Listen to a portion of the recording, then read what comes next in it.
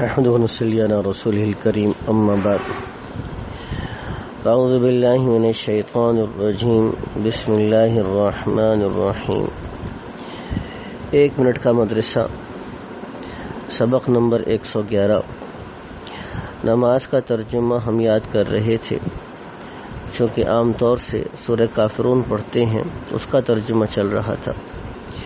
وَلَا أَنَا عَابِدٌ مَّا عَبَدتُّمْ، وَلَا أَنَا اور نہ ہی میں ہوں عابدٌ عبادت کرنے والا، ما عبدتم جن کی تم نے عبادت کی، جن کی تم عبادت کرتے ہو۔ وَلَا أَنَا عَابِدٌ مَّا عَبَدتُّمْ اور نہ میں عبادت کرتا ہوں تمہارے معبودوں کی یا جن کی تم عبادت کرتے ہو۔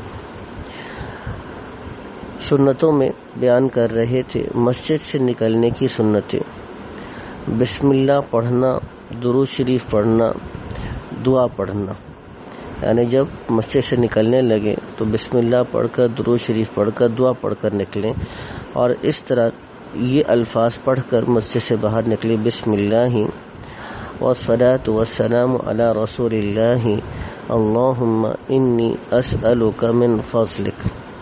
بڑے بڑے گناہ جو بغیر توبہ کے معاف نہیں ہوتے، اور ایک گناہ بھی اوپر سے نیچے گرا دینے یعنی جنت سے جہنم میں لے جانے کے لیے کافی ہے، مگر اللہ تعالیٰ جس پر فضل فرمائے۔ رشوت کا دینا اور رشوت کا لینا بھی، البتہ جہاں پر ظالم کے ظلم سے بچنا ہو تو وہاں پر رشوت دینے کی گنجائش ہے، لیکن لینے والا پھر بھی گناہ گار ہوگا، لینے والے کے لیے جائز نہیں ہے۔ شراب کا پینا اور شراب کا پلانا، گناہ کے نقصانات جو انسان کو پیش آتے ہیں، عزت اور شرافت کے القابات چھن کر ذلت اور رسوائی کے خطاب ملتے ہیں۔ مثلا نیکی کرنے سے جو شخص نیک فرمانبردار پرہیزگار کہلاتا تھا، اگر خدا نہ خواستہ گناہ کرنے لگا تو وہی شخص فاسق و فاجر، ظالم اور خبیث وغیرہ کہلائے گا۔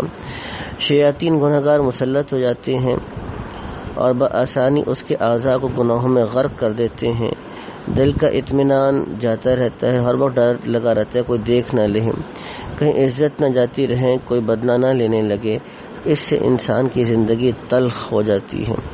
نیکیوں کے فائدے جو انسان کو ملتے ہیں، بعض دعاؤں کی برکت سے فکریں زائل ہو جاتی ہیں اور قرض ادا ہو جاتا ہے۔